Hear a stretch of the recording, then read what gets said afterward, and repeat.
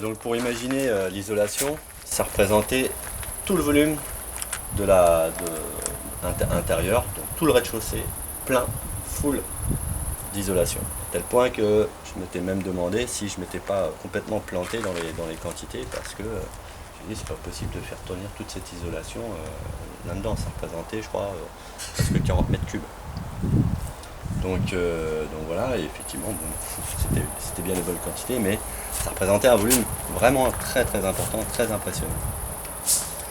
Et donc mettre ça sur des murs droits comme au rez-de-chaussée, ça va très bien, ça va très vite. Mais mettre ça en sous-pente,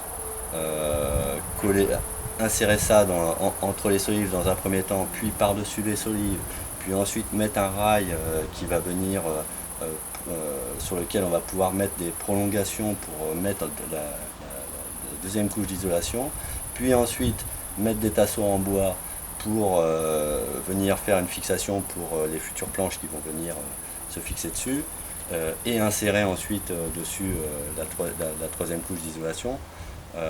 Ça représentait sur la sous-pente 3 semaines de boulot intensif.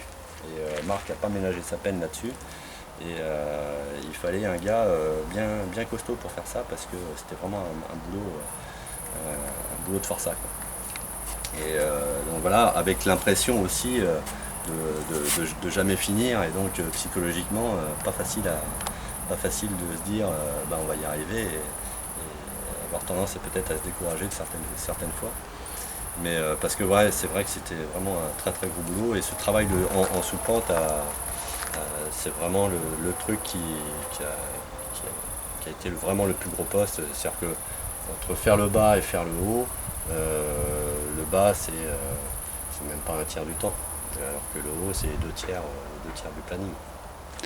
Et alors pendant ces 3 semaines, toi tu as dû t'occuper, j'imagine, tu t'es pas roulé les pouces.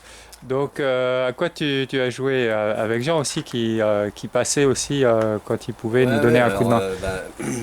en fait, bon déjà il faut tenir les comptes au fur et à mesure, parce que moi j'avais fait globalement les gros postes, et je savais qu'il fallait dépenser tant pour l'électricité, tant pour la plomberie, tant pour ceci, tant pour cela. Et donc vraiment tenir le budget. Et ensuite, bon, on partait sur des plans qui bon, n'étaient pas satisfaisants, notamment pour les tâches.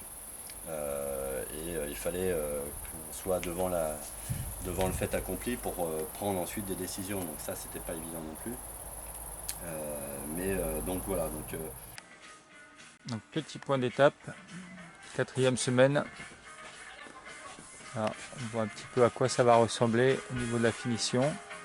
Bon, Yvonne est dans les toilettes. C'est ça. Voilà. Je sors.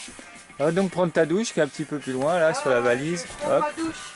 Voilà, là on rentre dans la douche, hop, voilà, bon il y a quelqu'un qui a posé sa valise là, bon c'est pas tellement l'endroit, donc là il y aura la douche, le couloir, voilà, hop, et la deuxième chambre, surnommée le tipi, à sa forme pyramidale. Il a fallu aussi procéder, avancer un peu pas à pas, en anticipant le maximum de choses, mais il y avait des choses qu'on était obligé de gérer au jour le jour. Et donc voilà, il y a tous les postes à faire, hein. Il y a un poste électrique très important, il y a un poste plomberie très important, les arrivées, les évacuations, que tout ça soit aux normes, que tout ça soit cohérent, que ça marche, qu'il n'y ait pas de soucis.